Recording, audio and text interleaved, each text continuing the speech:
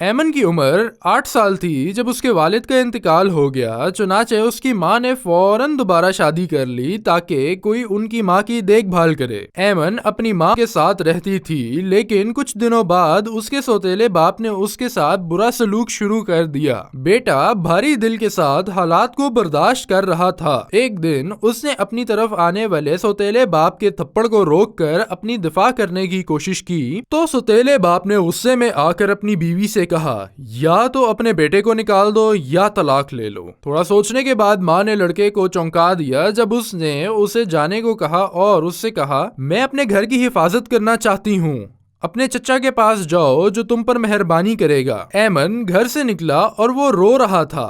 جب وہ اپنے چچا کے پاس پہنچا تو اس نے اس کا مذاق اڑایا اور اس سے کہا، جسے اس کی ماں بیچ دیتی ہے اسے کوئی خریدار نہیں ملتا۔ پھر چچا نے اسے یتیم خانے میں منتقل کرنے کی کوشش کی، لیکن ایمن نے بھاگ کر خود پر انحصار کرنے کا فیصلہ کیا۔ وہ دوسرے شہر چلا گیا جہاں ایک پرہیزگار بلڈر کے کام کرنے میں اس نے مدد کی۔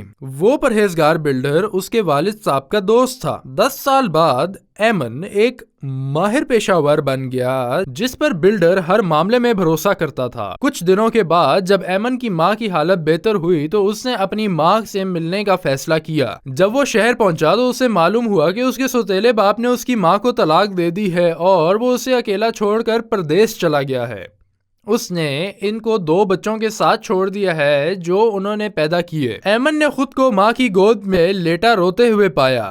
ماں بھی زور زور سے رو رہی تھی اور اسے معافی مانگ رہی تھی۔ پھر اس نے اس سے درخواست کی کہ وہ ان دونوں بچوں کی دیکھ بھال میں اس کی مدد کرے۔ اس کے باوجود کہ جب وہ بچہ تھا تو اس کی ماں نے اسے چھوڑ دیا تھا، ایمن نے مسکرا کر اس سے کہا، ماں مجھے جنت چاہیے، اس لیے میں اللہ کی نافرمانی نہیں کروں گا۔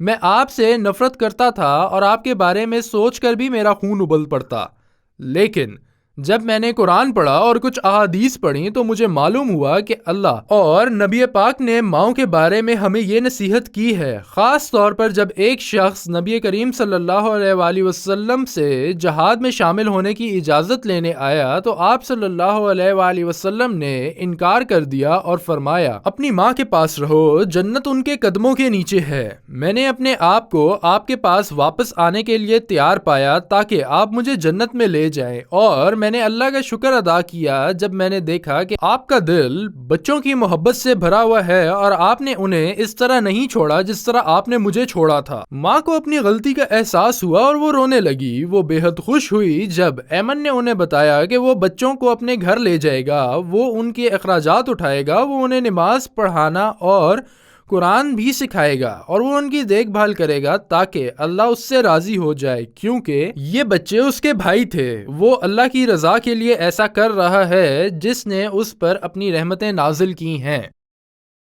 وَقَضَى رَبُّكَ أَلَّا تَعْبُدُوا إِلَّا إِيَّاهُ وَبِالْوَالِدَيْنِ إِحْسَانًا إِمَّا يَبْلُغَنَّ عِندَكَ الْكِبَرَ أَحَدُهُمَا أَوْ كِلَاهُمَا فَلَا تَقُل لَّهُمَا أُفٍّ وَلَا تَنْهَرْهُمَا وَقُل لَّهُمَا قَوْلًا كَرِيمًا واخفض لهما جناح الذل من الرحمة وقل رب ارحمهما كما ربياني صغيرا